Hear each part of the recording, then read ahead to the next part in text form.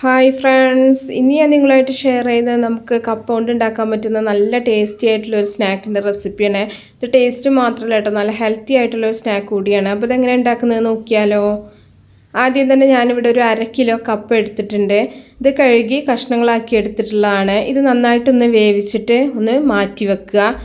വേവിച്ചിട്ട് അതിൻ്റെ വെള്ളമൊക്കെ ഒന്ന് വാർത്തെടുത്തതിന് ശേഷം നന്നായിട്ടൊന്ന് ഉടച്ചിട്ട് നമുക്കൊരു സൈഡിലേക്കൊന്ന് മാറ്റി വെക്കാം. നല്ല പോലെ ഒന്ന് സ്പൂണോ എന്തെങ്കിലും വെച്ചിട്ടൊന്ന് ഉടച്ചെടുത്താൽ മതി.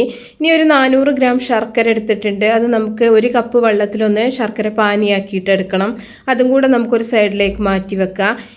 ഇനി ഒരു പാൻ അടുപ്പത്ത് വെച്ചിട്ട് ഒരു 2 ടീസ്പൂൺ നെയ്യ് ഒഴിച്ചിട്ടുണ്ട്. ഇനി ഇതിലേക്ക് ഒരു 1/4 കപ്പ് തേങ്ങ ചിരകിയതാണ് ചേർത്ത് കൊടുക്കുന്നത്. തേങ്ങ നമുക്ക് ചെറുതായിട്ടൊന്ന് വഴറ്റിയെടുക്കണം. ഒരുപാട് മൂപ്പിച്ചെടുക്കേണ്ട ആവശ്യമില്ല. ചെറുതായിട്ടൊന്ന് അതിൻ്റെ ആ ഒരു പച്ച ടേസ്റ്റ് മാറുന്ന വരെ ഒന്ന് വറുത്തെടുക്കുക.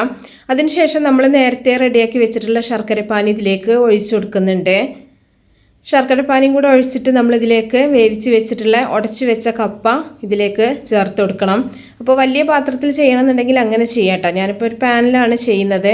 അപ്പോൾ കപ്പ മുഴുവനായിട്ട് തന്നെ ഇതിലേക്ക് ചേർത്ത് കൊടുക്കുന്നുണ്ട്. കപ്പ വേണമെന്നുണ്ടെങ്കിൽ നിങ്ങൾക്ക് മിക്സിയുടെ ചെറിയ ജാറിലിട്ടിട്ട് അരച്ചെടുക്കുകയൊക്കെ ചെയ്യാം കേട്ടോ.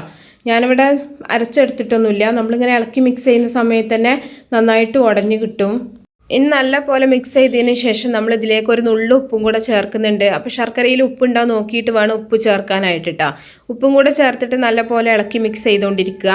അപ്പോൾ നന്നായിട്ട് ഇങ്ങനെ മുറുകി വരുന്ന സമയത്ത് നമ്മൾ ഇതിലേക്ക് ഓരോ ടീസ്പൂൺ നെയ്യ് വീതം ഇങ്ങനെ ഒഴിച്ചു കൊടുക്കണം. നെയ്യ് തന്നെ ഒഴിച്ചു കൊടുക്കുക കേട്ടോ, ഓയിലൊന്നും ഒഴിക്കരുത്.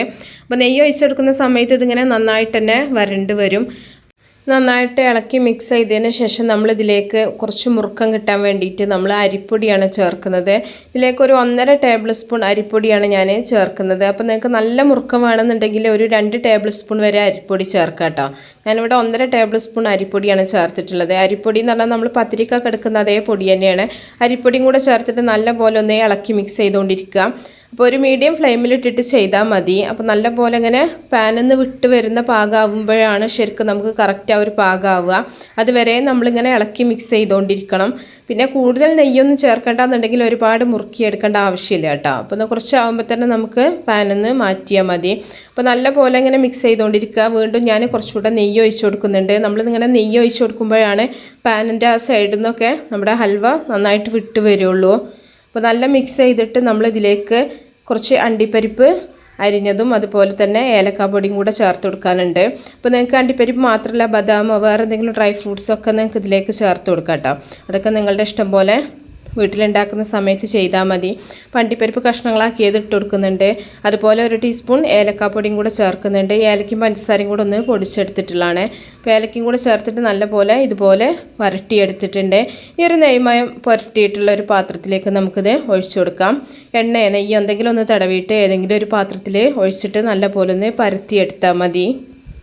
ഇതിൻ്റെ മുകൾ ഭാഗം നല്ല പോലെ ഒന്ന് ലെവൽ ചെയ്ത് കൊടുക്കുക. ഒരു സ്പൂണോ എന്തെങ്കിലും വെച്ചിട്ട് നല്ല പോലെ ഒന്ന് പ്രസ് ചെയ്തിട്ടൊന്ന് പരത്തിയെടുത്താൽ മതി. ഇനി ഇതൊരു 2 മണിക്കൂർ നമുക്ക് ഒന്ന് മാറ്റി വെച്ചതിന് ശേഷം നമുക്ക് ഏത് ഷേപ്പിൽ വേണമെങ്കിലും കഷ്ണങ്ങളാക്കിയിട്ട് മുറിച്ചെടുക്കാം. അപ്പോൾ ഒരു 2 മണിക്കൂറിന് ശേഷമാണ് കേട്ടോ. ഞാനിപ്പോൾ ഇത് റൗണ്ടായിട്ടാണ് ഇങ്ങനെ കട്ട് ചെയ്തെടുക്കുന്നത്. അപ്പോൾ ഒരു ഗ്ലാസ് വെച്ചിട്ട് പ്രസ് ചെയ്തെടുക്കുകയാണ്.